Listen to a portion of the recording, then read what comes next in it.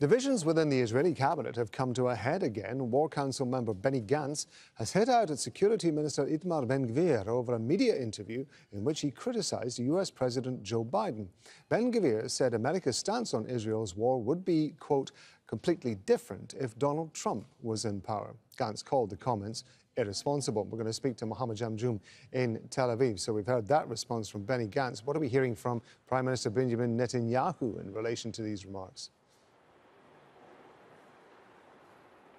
So, Rob, this interview that Itamar Ben-Gvir, the far right-wing national security minister, gave, ruffling a lot of feathers in Israel today, especially at a time when there are increased tensions in the relationship between the U.S. and Israel. Now, Benjamin Netanyahu gave some remarks before the start of the cabinet meeting earlier today.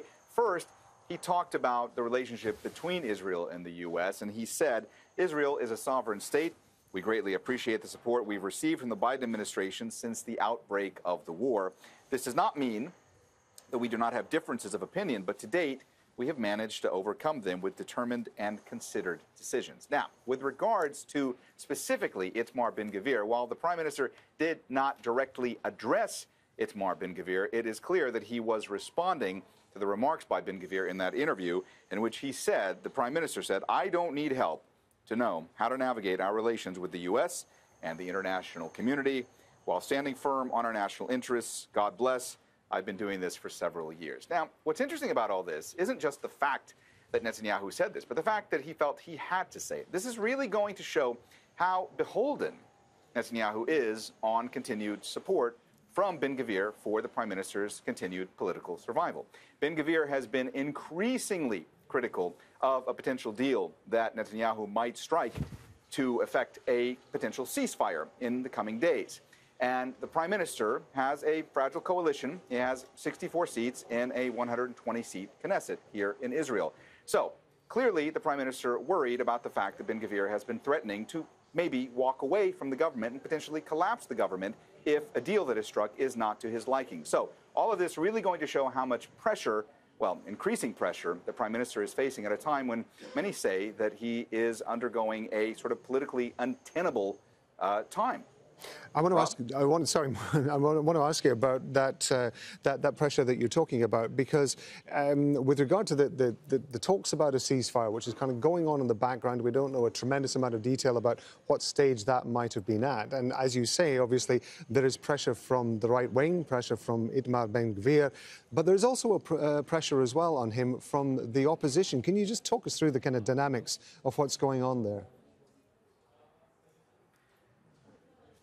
It's a very complicated political reality, Rob, for Benjamin Netanyahu right now, because as you said, and we were just talking about before, he is facing increased pressure from the far right-wing members of his own coalition. Itamar Ben-Gvir, for one, also far right-wing Finance Minister Bezalel Smotrich, who have, in many instances over the course of the past week, essentially said that they will walk away from the government if they believe that this ceasefire or this potential ceasefire would include the release of potentially thousands of Palestinians in exchange for those Israeli captives held in Gaza. They also don't want to see an end to the war without what they call the defeat of Hamas. So that's one bit of pressure the Prime Minister is facing. Then you have the pressure coming from the opposition. Benny Gantz, who is a former defense minister, and he is a member of the war cabinet. He's also an opponent politically of Netanyahu. Well, Benny Gantz has essentially said over the course of the past couple of days that if he believes that Netanyahu is jettisoning a ceasefire because of pressure from his right wing,